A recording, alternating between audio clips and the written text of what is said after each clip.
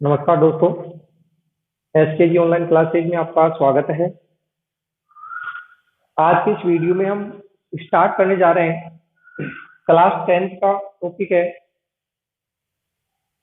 Class 10 का lesson है 7 और उसका टॉपिक है परमाणु सिद्धांत, एटॉमिक थ्योरी। परमाणु से संबंधित जो विभिन्न प्रकार के सिद्धांत हैं उनके बारे में हम इसमें चर्चा करेंगे। इस वीडियो के पहले हमने डोल्टन का परमाणु सिद्धांत और थॉमसन का परमाणु मॉडल है वो इससे गत वीडियो में देख चुके हैं। आज के इस वीडियो में हम लेंगे रदरफोर्ड का। इस वीडियो में हम लेंगे रदरफोर्ड का सवर्ण पत्र प्रयोग। वीडियो स्टार्ट करने से पहले आपसे निवेदन है कि आप हमारे चैनल को सब्सक्राइब करें, शेयर करें और लाइक करें। रदरफोर्ड ने 1911 में अपने साथियों के साथ परमाणु संरचना से संबंधित एक प्रयोग किया। उन्होंने प्रयोग क्या किया? प्रयोग में उन्होंने किया कि सोने की पतली पन्नी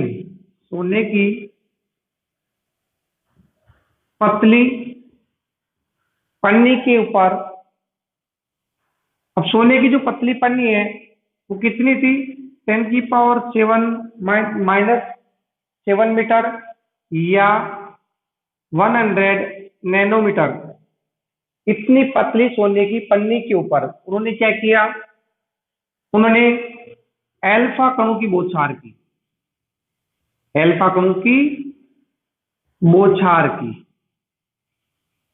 ठीक है। प्रयोग में क्या किया कि सोने की पतली पन्नी है, जिस वो कितनी पतली है? 10⁻⁷ मीटर से या फिर 100 नैनोमीटर। इतनी पतली सोने की पन्नी के ऊपर उन्होंने अल्फा कणों की बौछार की। ठीक है। अल्फा कण क्या होते हैं? अल्फा कण जो है वो होते हैं हीलियम के नाभिक होते हैं। ठीक है। तो इन हीलियम के नाभिकों की उन्होंने बौछार की। साथ ही उन्होंने क्या किया कि सोने की पन्नी के चारों तरफ, सोने की जो पन्नी थी के चारों तरफ या चारों ओर जिंक सल्फाइड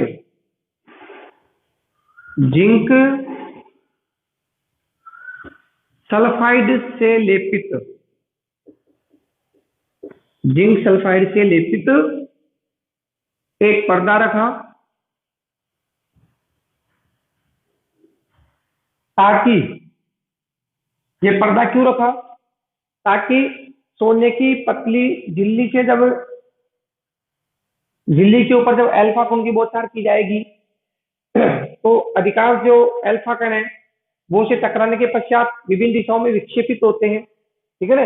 तो उनकी दिशा ज्ञात करने के लिए हाँ, तो ये जिंक सल्फाइड का जो पर्दा होता है इसका काम क्या है कि टकराने के पश्चात सोने की पतली अल्फा कणों के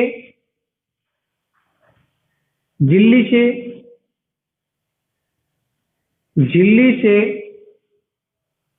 टकराने के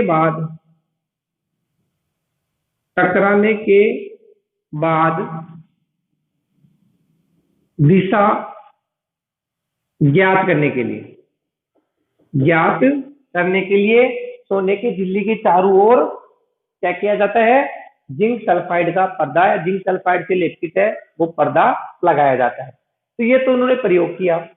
प्रयोग के लिए हम डायग्रामेटिक इसको देखते हैं, डायग्राम बना के देखते हैं।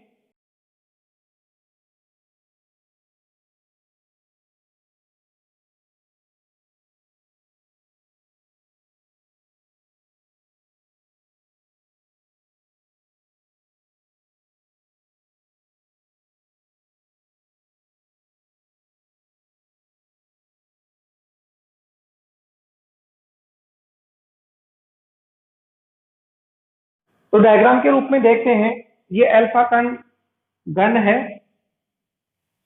अल्फा कण है, ठीक है ना।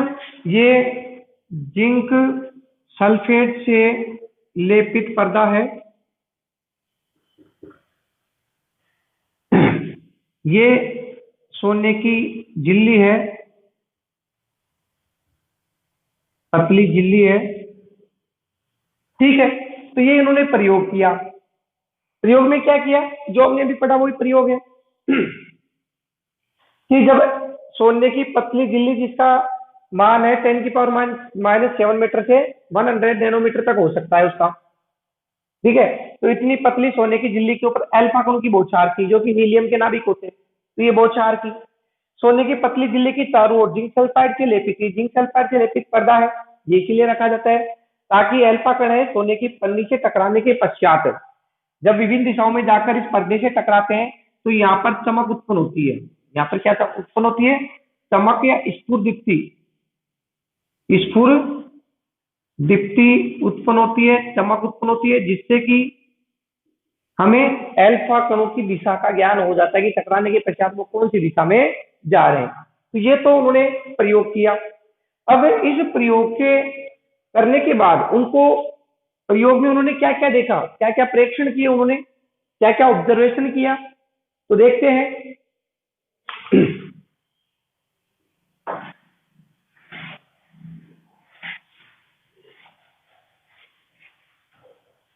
तो उन्होंने प्रेक्षण क्या किया, क्या देखा, उन्होंने तीन मुख्य बातें देखी। कितनी मुख्य बातें देखी, तीन। तो पहला ऑब्जर्वेशन उन्होंने क्या किया, क्या देखा, तो देखने के लिए हम क्या करते हैं कि अल्फा कणों का जो प्रकीर्णन है उसको हम डायग्राम के रूप में देखते हैं कि ये गोल्ड का एक परमाणु है,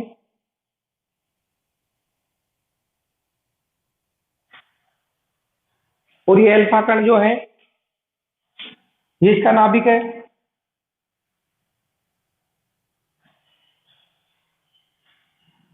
ये अल्फा कण है,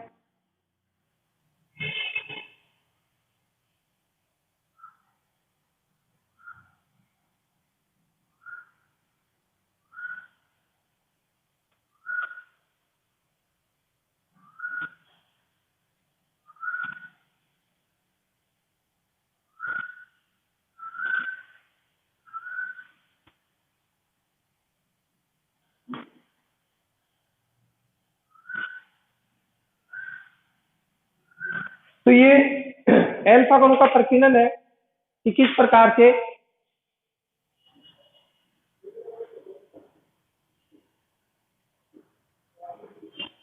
ये अल्फा कणों का प्रकीर्णन है कि किस प्रकार से सोने के या गोल्ड के एक परमाणु से अल्फा कण है वो प्रकीर्णित होते हैं, किस प्रकार से वो विक्षेपित होते हैं। तो इसी के आधार पर रदरफोर्ड ने तीन ऑब्जर्वेशन देखे। पहला ऑब्जर्वेशन था कि अधिकांश अल्फा कण, देखो अधिकांश अल्फा कण है अधिकांश अल्फा कण है वो सोने की पतली झिल्ली से, पतली पन्नी से सीधे ही निकल गए, ये सीधे ही निकल रहे हैं, देखो ये, ठीक है ना। तो पहला प्रेक्षण हो जाएगा कि अधिकांश अल्फा जो कण है वो सीधे ही निकल गए बिना विक्षेपित हुए। अधिकांश अल्फा कण है बिना विक्षेपित हुए, बिना अपनी दिशा को चेंज किए सीधे ही निकल गए, पहला ऑब्जर्वेशन हो गया। दूसरी बात उन्होंने क्या देखी कि बहुत कम अल्फा कण, बहुत कम अल्फा जो कण है, बहुत कम अल्फा कण है वो कुछ अंश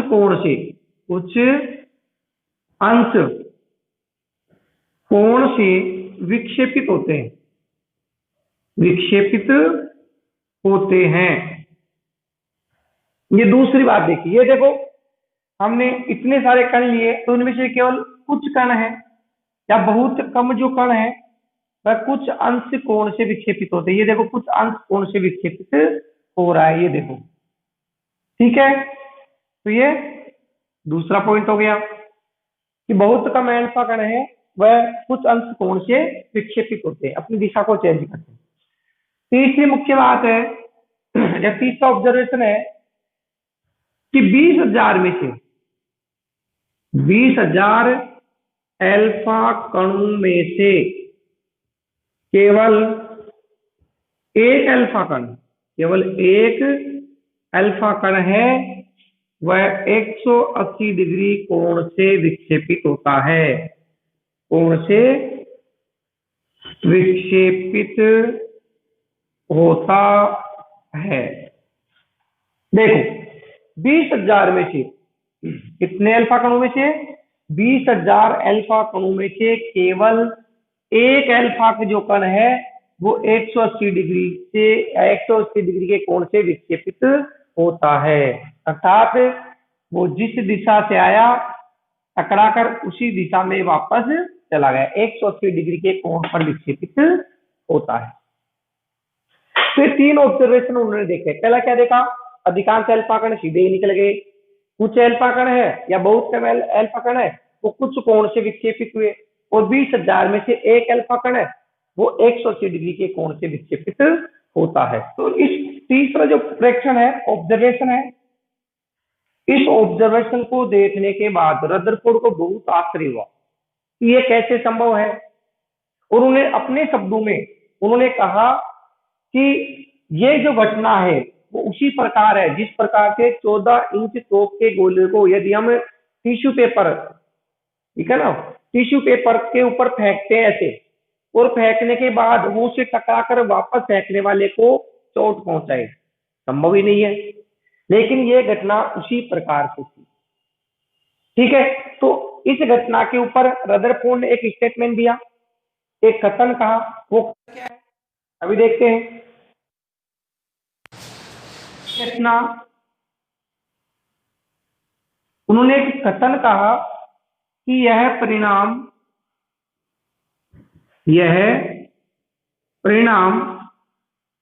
उतना ही अविश्वसनीय है, उतना ही अविश्वसनीय है, यह घटना या यह परिणाम उतना ही अविश्वसनीय था जैसे आप 14 इंच तोप के गोले को टिश्यू पेपर के टुकड़े पर मारे तो वह टकराकर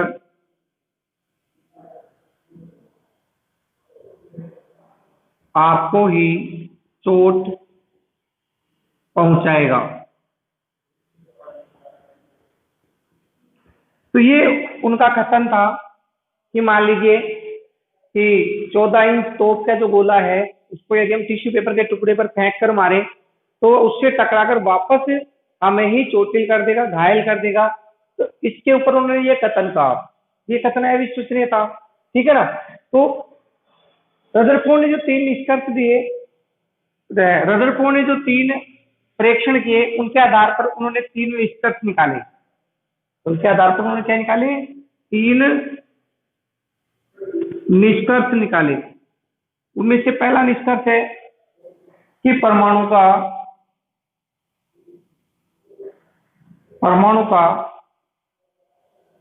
अधिकांश भाग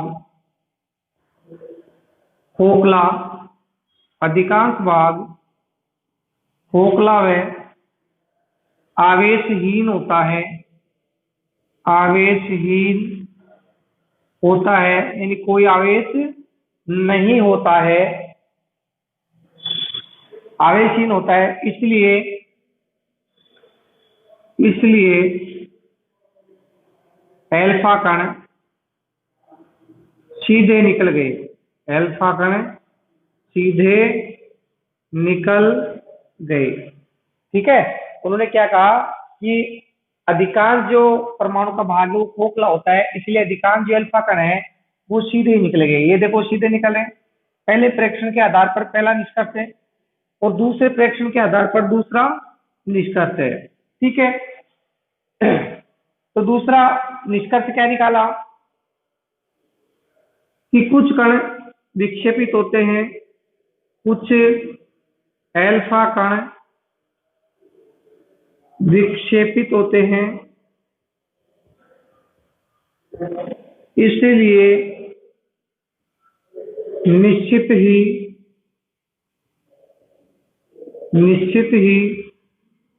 उन पर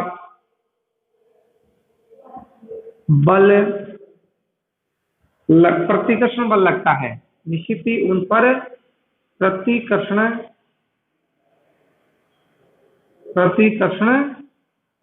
बल लगता है। अतः परमाणु का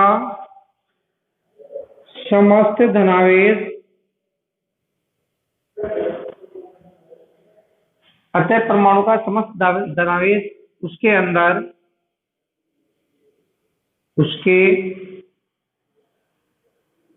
अंदर एक जगह केंद्रित होता है,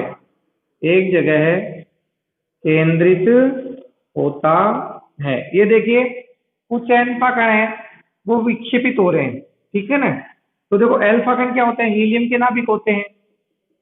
ठीक है, हीलियम के नाभिक होते हैं, धनावेशित आवेश है नाभिक में, यहाँ से प्रतिकर्षित हो रहे हैं। प्रतिकर्षण में यहाँ पे भी धनावेश होगा, समान आवेश होने पर प्रतिकर्षित होते हैं। ठीक है ना, तो उन्होंने कहा कि कुछ अल्फा कण विक्षेपित होते हैं, इसीलिए निश्चित ही उन पर प्रतिकर्षण बल लगता है। तो प्रतिकर्षण बल के कारण वो विक्षेपित हो रहे हैं। अतः परमाणु का समस्त धनावेश, परमाणु का जो अधिकांश भाग खोखला बताया, तो इसका समस्त धनावेश है इसके अंदर एक जगह केंद्रित होता है। ठीक है ना, ये दूसरा निष्कर्ष है। तीसरा निष्कर्ष क्या निकाला उन्होंने,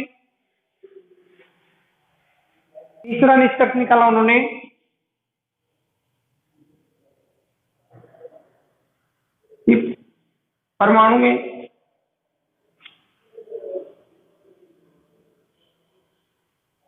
में धनावेश का आयतन उसके कुल आयतन की तुलना में बहुत कम होता है,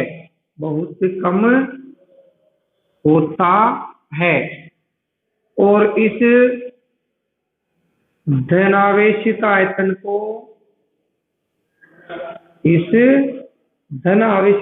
को कहते हैं नाभिक। क्या कहते हैं, नाभिक कहते हैं। ठीक है, कि परमाणु में धनावेश का जो आयतन है वह परमाणु के कुल आयतन की तुलना में, परमाणु का कुल आयतन है जबकि धनावेश इतना सा है, इतनी सी दूर में है, तो परमाणु के धनावेश का आयतन है कुल आयतन की तुलना में बहुत कम होता है, और इस धनावेशित जो आयतन है उसको कहते हैं नाभिक। क्या कहते हैं, तो कहते हैं नाभिक। ठीक है, यदि हम परमाणु का आयतन देखें तो उसका व्यास होता है 10⁻⁻10 मीटर, जबकि नाभिक का जो व्यास होता है वो होता है 10⁻15 मीटर। ठीक है, तो ये 3 निष्कर्ष निकाले थे उन्होंने। अब रदरफोर्ड ने जो 3 निष्कर्ष निकाले, इन निष्कर्षों के आधार पर उन्होंने परमाणु मॉडल दिया। क्या दिया, परमाणु मॉडल।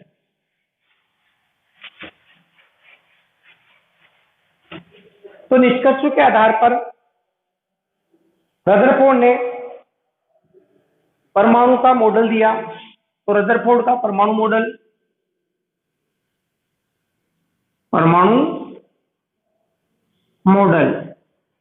निष्कर्षों के आधार पर जो रदरफोर्ड ने परमाणु मॉडल दिया उसके मुख्य बिंदु क्या है, तो उसका पहला पॉइंट है कि परमाणु का समस्त धनावेश व द्रव्यमान, परमाणु का समस्त धनावेश व द्रव्यमान उसके नाभिक में, उसके नाभिक में केंद्रित होता है, नाभिक में केंद्रित होता है। ये इसका परमाणु, रदरफोर्ड के परमाणु मॉडल का पहला पॉइंट है कि ये परमाणु है, ठीक है ना, और ये धनावेश है। ये क्या है? धनावेश है। तो परमाणु का धनावेश और उसका जो द्रव्यमान है वो उसके नाभिक में केंद्रित होता है, उसके नाभिक में होता है, ठीक है। दूसरा पॉइंट है कि परमाणु का अधिकांश भाग, परमाणु का अधिकांश भाग खोखला होता है, खोखला होता है, जिसमें इलेक्ट्रॉन, जिसमें इलेक्ट्रॉन तीव्र गति से वृत्ताकार पथ में, तीव्र गति से वृत्ताकार पथ में चक्कर लगाते हैं, चक्कर लगाते हैं। इन वृत्ताकार पथों को, इन वृत्ताकार, इन वृत्ताकार पथों को कक्षा कहते हैं। क्या कहते हैं? कक्षा, ऑर्बिट कहते हैं, ठीक है ना। तो परमाणु का जो अधिकांश भाग है ये भाग खोखला है, जिसमें इलेक्ट्रॉन, जिसमें इलेक्ट्रॉन है वो तीव्र गति से वर्ताकार पथों में चक्कर लगाते हैं, और इन वर्ताकार पथों को कहते हैं ऑर्बिट, कक्षा कहते हैं। क्या कहते हैं? कक्षा कहते हैं। तीसरा बिंदु है रदरफोर्ड के परमाणु मॉडल का, हमें चक्कर लगाते रहते हैं।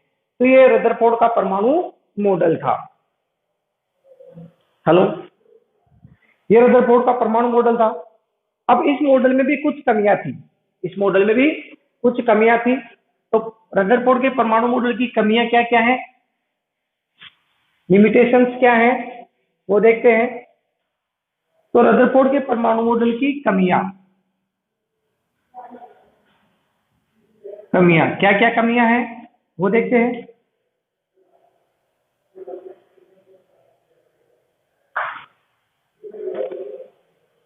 दो कमियां हैं मुख्य रूप से। पहली है कि यह मॉडल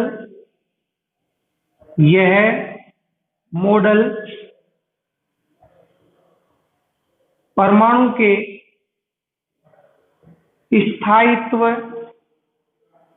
को, अब इस मॉडल में भी कुछ कमियां थी, इस मॉडल में भी कुछ कमियां थी।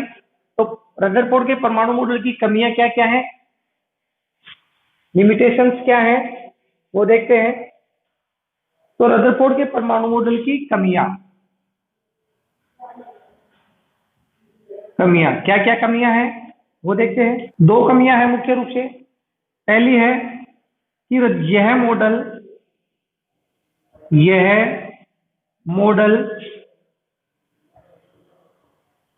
परमाणु के स्थायित्व को स्पष्ट नहीं कर पाया, परमाणु के स्थायित्व को स्पष्ट नहीं कर पाया। परमाणु किस प्रकार से स्थायी होते हैं इसके बारे में रदरफोर्ड वो समझा नहीं पाए। दूसरी कमी थी